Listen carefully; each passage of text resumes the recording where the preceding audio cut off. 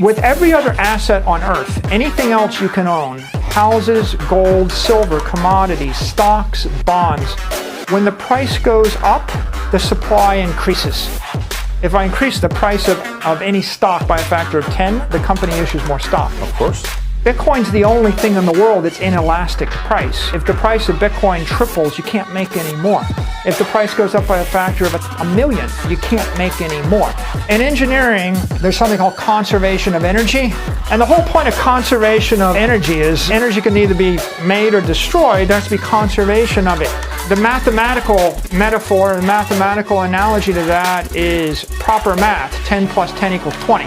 2 plus 2 equals 4. If 10 plus 10 ever starts equaling 18, you got a problem. Yeah. If you have a swimming pool with a leak, if I have an electric system with a short circuit, if I have a leak in my engineering system, nothing works.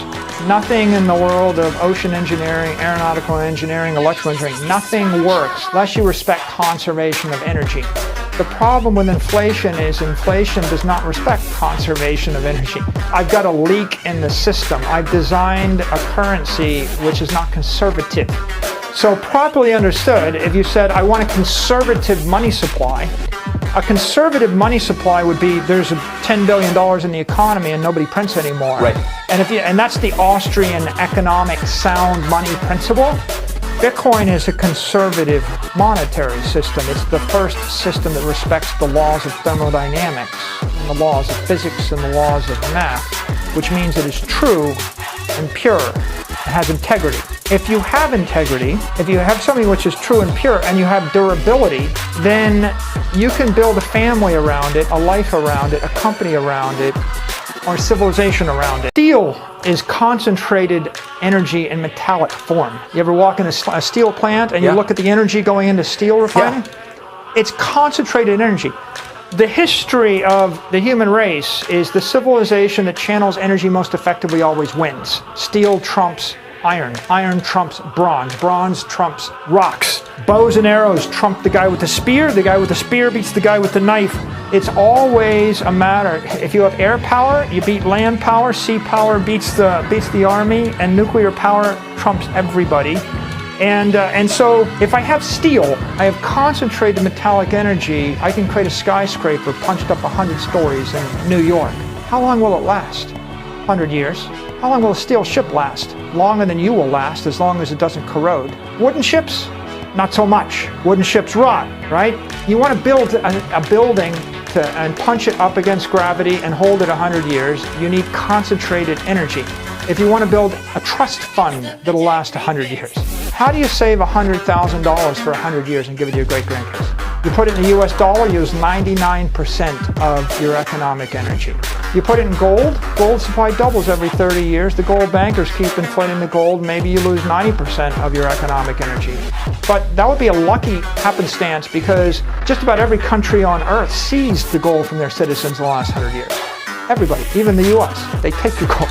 Yeah. So you want to save money for 100 years. You can't do it with currency. You can't do it with gold. Which company is going to be around 100 years? You want to put $100,000 into real estate in Florida? Can you buy $100,000? Let's say you could. 2% tax, 4% maintenance fee, 4% of $100,000, $4,000 a year? Your money's not going to last 100 years. How do I preserve my property, which is economic energy, which is capital, which is money? How do I preserve that? I need something harder, more durable. I need a steel. I need an economic steel. Steel is concentrated metallic energy. Bitcoin is concentrated digital energy. It's energy in digital form. I eliminated the friction on energy.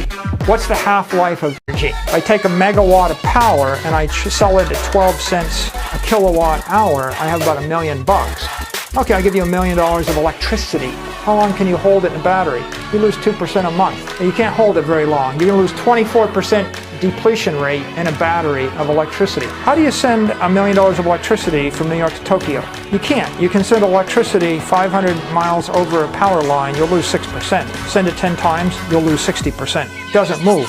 Convert that energy, that electricity, into digital energy, a la Bitcoin. You upgrade it. If you were to convert a megawatt of power via a Bitcoin miner into Bitcoin, you'd have about $5 million worth of Bitcoin. You can hold it forever. You can send it to Tokyo for a nickel. You can put it in a trust fund.